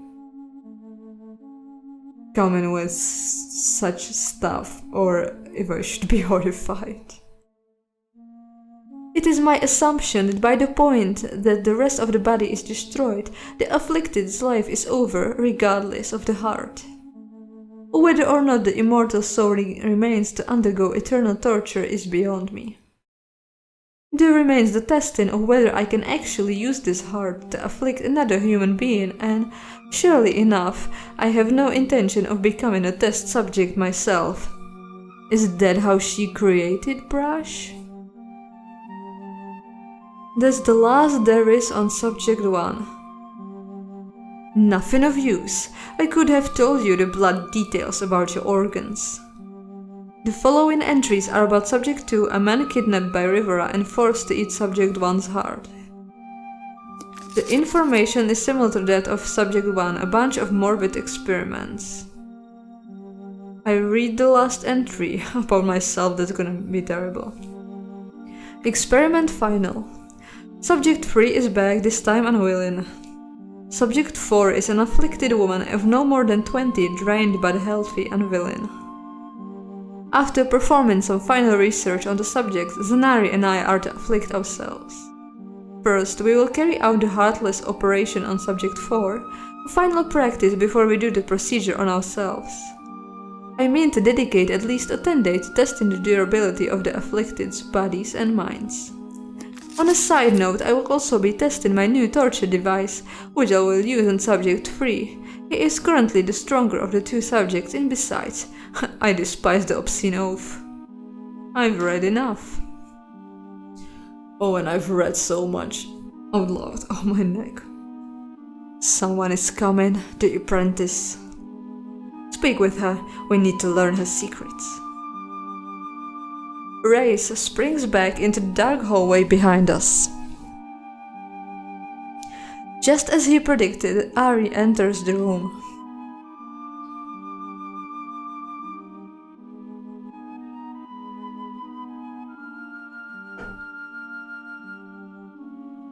How did you escape from your cell? Luck? I am more resourceful than you thought. You have to tell me how you did this, or else my mistress will think I released you. Well, it was you who released me. Is that how much she trusts you? Alright, a demon spawn emerged.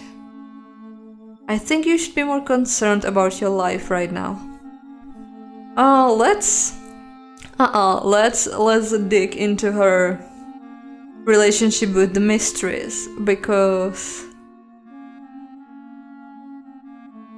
if we have her on our side, like, oh, she doesn't trust you after everything you've done for her, and she even wrote in the journal that she doesn't trust you. Maybe we should be immortal together, Ari. Why do you mock me? I thought it was impossible for you to escape, and so did she. It's obvious what she's going to think, especially if she sees us together. I have to warn her. No! Ari turns to run. I run after her. I leap forward and catch Ari from the back. She looks scared. She seems surprised by my speed. Yeah, I'm quick. We really need to talk. Should I put knife on her throat? That's not gonna make her on my side, right?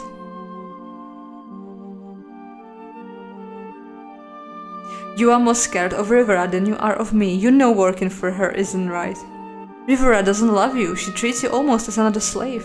Escape with me. You don't want to kill me, do you? Help me escape. Well, let's say she doesn't love you, her. I can't do that. But I can help you if you agree to certain conditions. All I ask is that you leave my mistress alive and pretend you did everything without my help. I may... We'll see.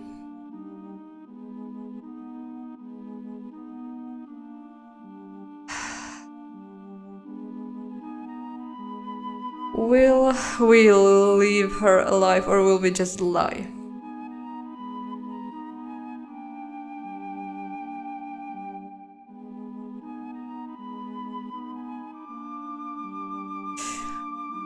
Maybe we're gonna lie. We'll see. Thank you. We will need to come up with a way to make it look like you did everything on your own. Color me impressed. You did it on your own.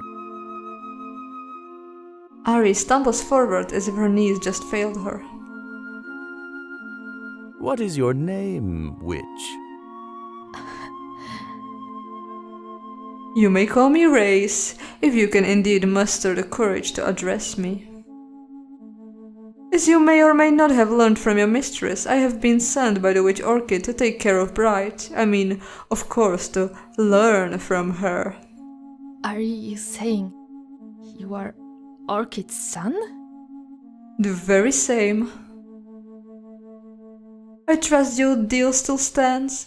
You will help Bride regain her freedom and we will leave River alive.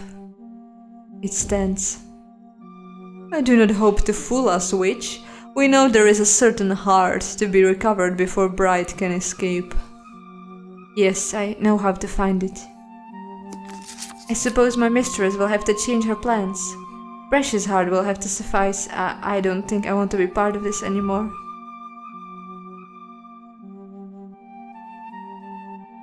What was her plan? Her plan was to make you both Demonhearts, right? Yeah, we know that. But I want to save Brash as well. No, Brash's heart will also be mine. Yeah, we want it to save or not, we want it. You shouldn't ask for my help in this. I don't have access to Brash's heart and I don't want to sabotage the mistress.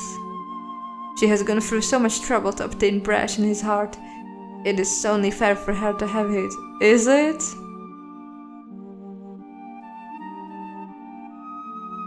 I can't promise anything when it comes to Brash's heart. I'm afraid we spent too much time here. I can take you to your heart. Yes, show us the way. Ari leads us through another hallway. Race is on guard, closely following her steps. It's alright, she is not leading us to her mistress. Of course I'm not.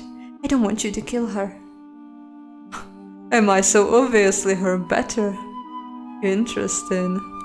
That's not what I said, but she might do something reckless. We will need to activate a portal and travel to Inferno. Good. You're not trying to lie to us.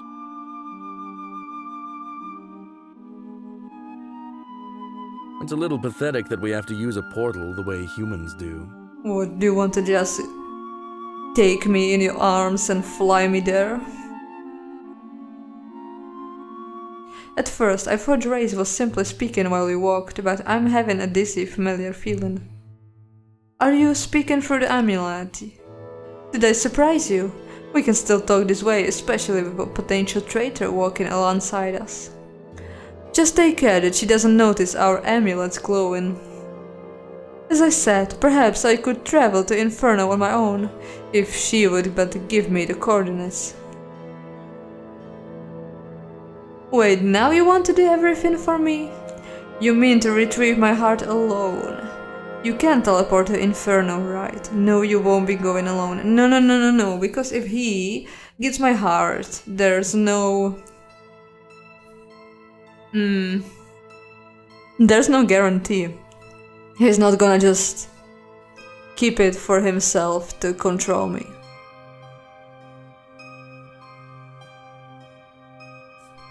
So no, you won't be going alone. On second thought, fine. Let's have her open the Infernal Gate, the way her mistress is bound to catch her. Naughty. Haha. As for Rivera, we don't want to attack her while your heart is still at risk. But when that risk is removed, revenge will be yours. Good. No, don't act suspicious and have patience. Soon we will secure your heart and then we can do as we wish. Yeah, Ari, you should not trust anyone, but it's good for us that you trust me. There is a hidden passage here. Oh, I see. Very inconspicuous. Ari presses a stone in the wall and another passage opens. Ooh, a mirror. Here is a portal we can use to reach Inferno. We have to be careful. What do you know of this matter, witch? How familiar are you with the Infernal Gates? I I knew the gate could lead us to countless locations, many of which neither I nor my mistress have visited. We only ever use it to visit a couple of places well known to us. It is completely unsafe to experiment when calibrating the portal's wheels, as you could easily open the passage into a lake of fire and die without ever even stepping through. Quite accurate. Infernal gates are such dangerous toys. You should leave it up to me. First, I will prepare an activation stone. How does Rivera feel about demons? She fears them and has absolutely no respect, which is a pity. Alright. Does she like my demon companion? She likes me more, right? Ari takes some ingredients from the nearby shelves and lays them out on the table. She starts mixing a thick bluish-white liquid in a glass jar, and the substance slowly starts glowing. I noticed Rivera calling you Zanari. Which one is your real name? I mean, Zanari and Ari is the same name, right? I don't want to disturb her. Well, young witch, you've certainly regained your ability to speak as a human being. When I first appeared, I thought your tongue was lost forever. Ari blushes, looks down at her glowing jar and starts trembling again. I needed to recover from the initial shock, my lord. My lord? Oh, she likes demons. She's a very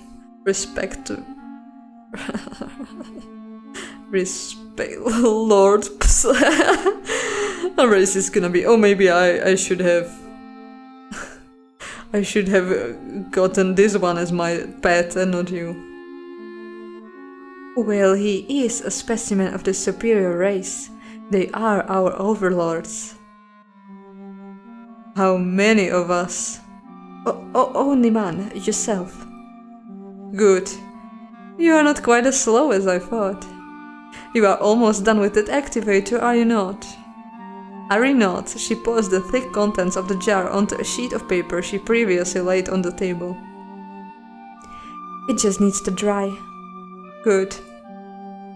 I wish to play a game with you, witch. Ari looks at him in hopeful surprise. Damn, she's so into him. Like, not in a romantic sense maybe, but very submissive. Why don't you play with me? Now, he's got agenda here that I don't want to be part of. Answer my questions with a yes or no, witch. Agreed. She nods. I sit down, waiting for the activator to dry and for them to finish. In the meantime, I'll pay close attention to them.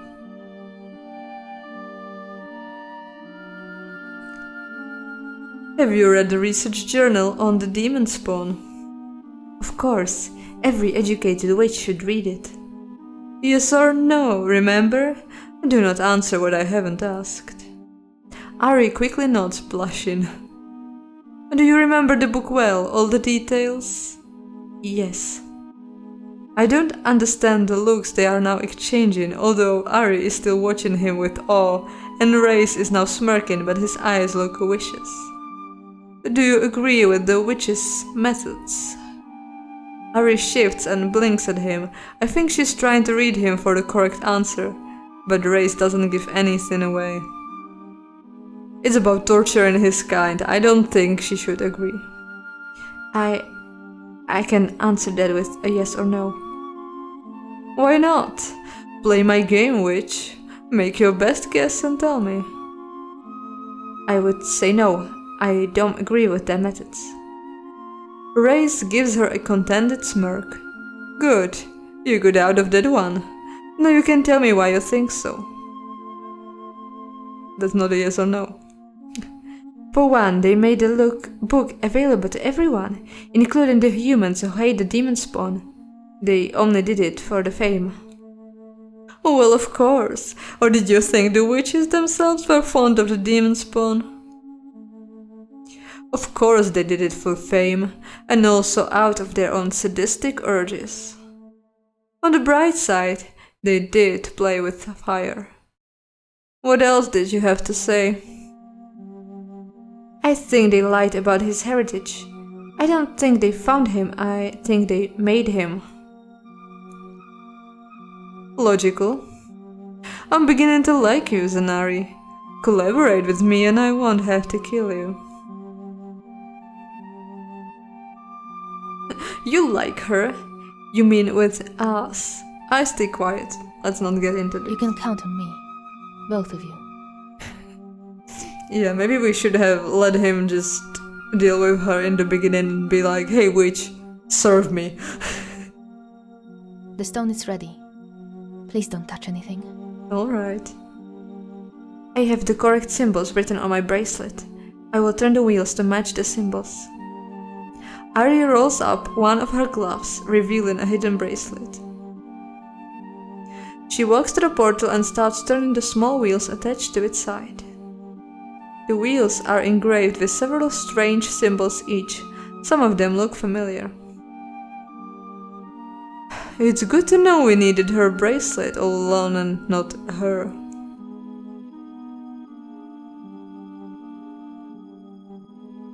You said that out loud. Right, I have to be careful not to hurt anyone's feelings. It's ready. Let me double check. She takes quite a while, frantically looking back and forth between the portal and the bracelet in her hand.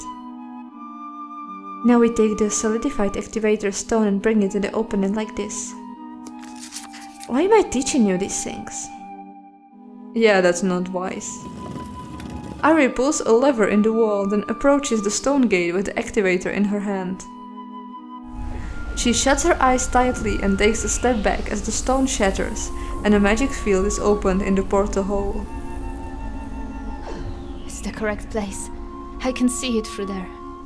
Good. Of course it's the correct place. You must have checked the wheels around 7 times. Though I admit, neuroticism is better than blind foolishness. The coordinates is just used. I just used have opened the passage to another portal in Inferno, which we will be using to return when we are done there. Ordinarily, it's also possible to open passages to places which do not contain a portal, in which case coming back may prove problematic. All the more reason to be careful.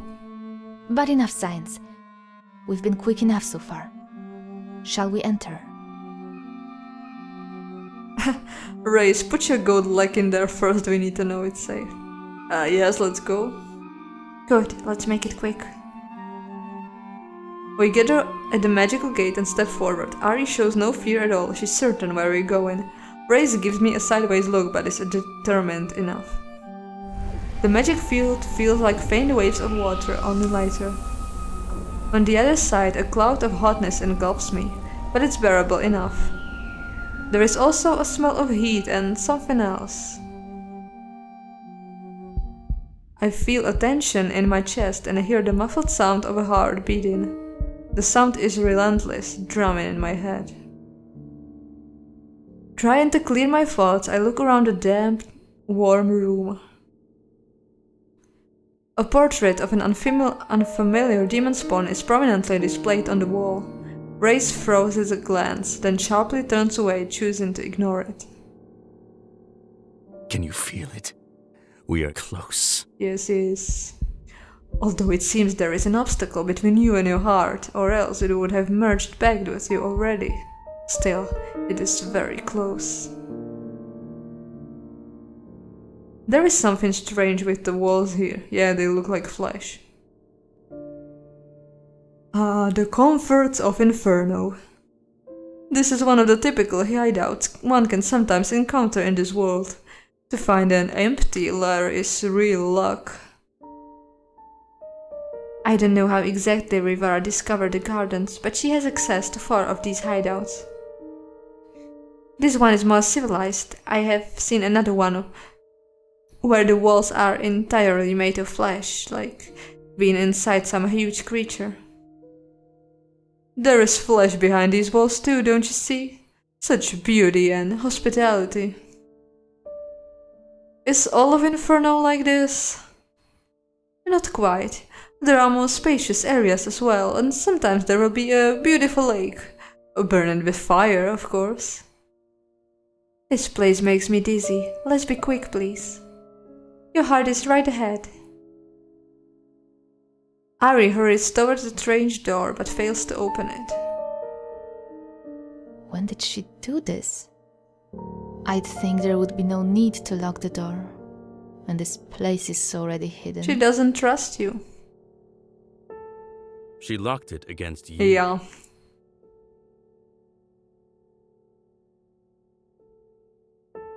Without trust, there can be no love. Why do you accept such treatment? Maybe it's not the way it seems. Maybe she locked it so the heart couldn't move on its own while attempting to reunite with Bright. It's certainly failing to do so. Perhaps the heart was never meant to leave this place and you've led us into a trap? No, why would I do that? This must be another of Rivera's experiments. It is not. If Rivera discovers I helped you, she might kill me as well. For your own sake, I hope you speak the truth. In any case, things will not go according to Rivera's plan as long as I am here. So by all means, start looking for ways to break the door down. I hope you don't intend to just stay there, Demon Spawn. Ever so demanding. This chamber is furnished as an ordinary rich person's home, but there is a strong sense of decay about it, intensified by its grotesque walls and floor. I don't know, a vase? An old black vase. Someone has been decorating this place. It's empty. Hey, did you see where Reyes went? Turning around, I don't see him anywhere. He disappeared. He must have used his infernal powers to teleport himself. What do you think he's up to?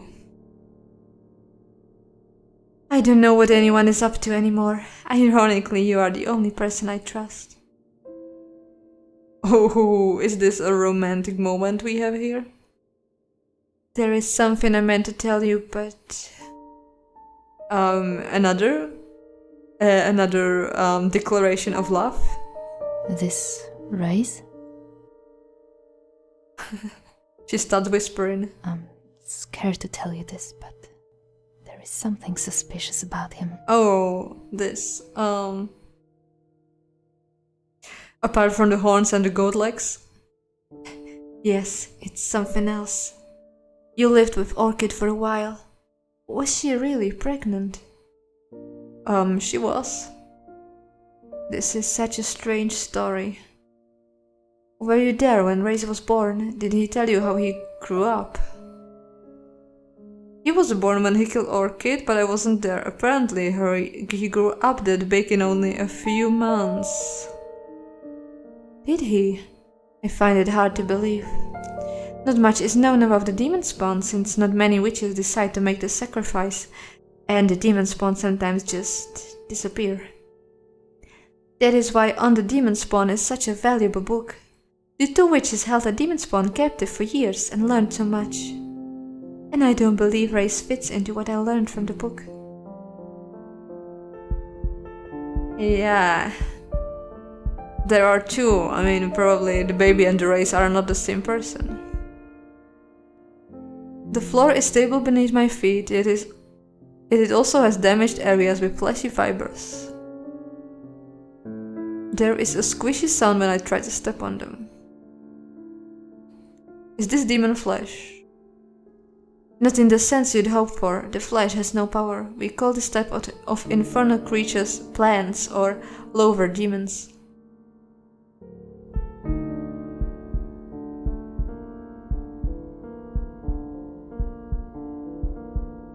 A light silk curtain hangs from one of the walls suspiciously. I move it aside to discover what it hides, but it turns out to be just a particularly ugly patch of flesh. Someone really cared about the appearance of this place. Perhaps this was before everything fell apart, or perhaps it was always like this and someone was really doing all the decorating in vain. The picture... A painting of a vicious-looking demon spawn. Why is it hung in this room? I see you are interested in our friend here. Who is he? I've always wondered that myself. The portrait was here when Rivera first brought me to this lair. I assumed the lair belonged to him, but then why hasn't he come back? Because he's dead? The demon spawn can never die. He could be trapped. It's an equally bad fate, perhaps even worse, but I don't think that's the case here. Here's another thought. What if the picture was hung here by a witch who was in love with him? He was never here to begin with, and the witch died of old age, so the lair was eventually abandoned. Maybe she painted him herself. At any rate, how would a demon spawn make someone take his portrait? Maybe this was from her memory. You witches always fall in love with a demon spawn, don't you? Oh, not always. It just makes sense sometimes, since we are all outcasts. But so are you. The heartbeat suddenly stops. Something is happening with my heart. Bitch, Race, you stole it, didn't you? You stole it while we were looking for the key. Hey, what's wrong? I can no longer feel my heart. You were able to feel it this entire time. Then that means... Yeah.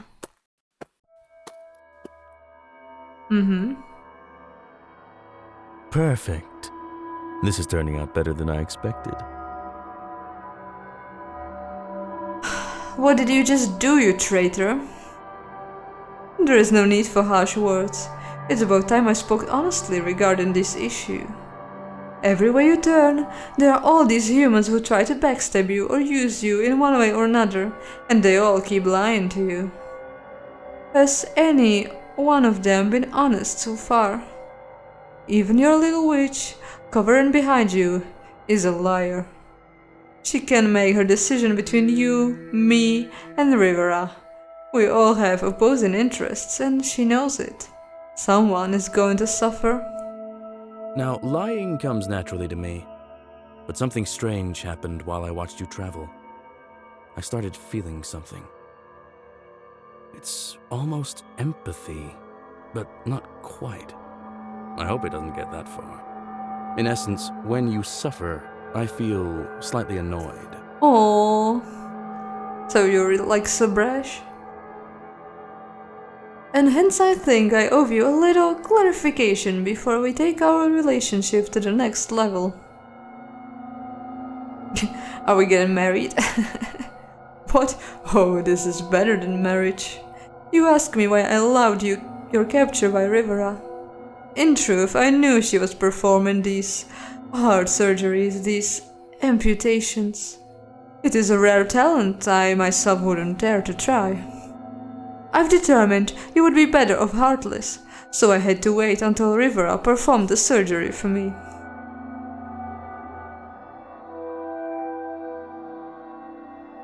For you.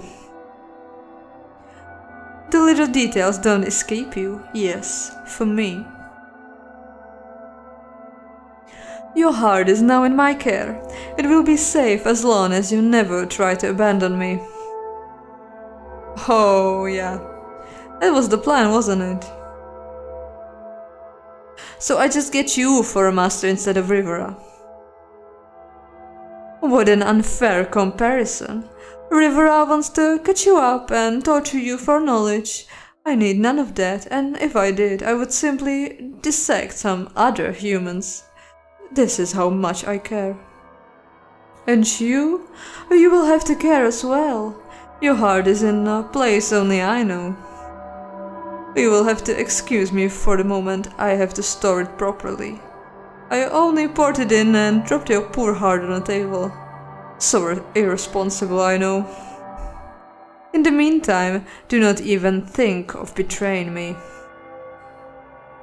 You've been trying to play tricks on me this entire time. You can't bring yourself to show me proper respect, yet you attempt to lure me by appealing to my base instincts, which you know nothing of. I basically never truly flirted with you, so that's kind of on you. You need to take some lessons in deceit, but you will not be practicing on me. You are mine! Oh, calm down. You are never getting rid of me while you live, no matter what you find out about. No, you are bound to me! And now the narcissism is here in its full beauty. When he doesn't need to buy my loyalty with flattery and being nice and trying to show me how great he is, he can just say, "No, you're mine. I have your heart."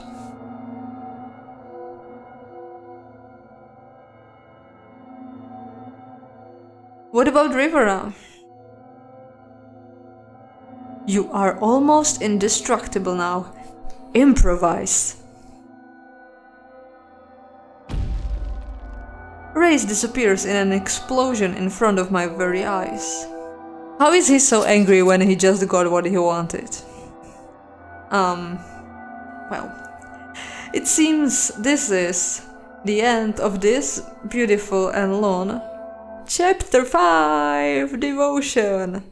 Well, next time we'll see how all this mess ends, so... We try to help Brash, but we don't know where his heart is. I tried to get Ari on our side and possibly betray her later by just killing Rivera, but I kind of hoped that Brash would kill her or Reyes, and I would not be the bad one here, because I don't know, Ari, I think she has some conscience now, but if I betray her here, it may nudge her to the bad side for good, and she may become the new enemy, and that is possibly not what we want. So yeah, we'll need to play the last chapter to know what we'll do with Rivera and Ari and Reyes, which is not Reyes. It's the young one is not Reyes, right? No, the young one is Reyes, and he just stole his name and everything. And we don't know where Brash is. Probably he's gonna get better. So yeah, this is the end of chapter 4. See you in chapter 5.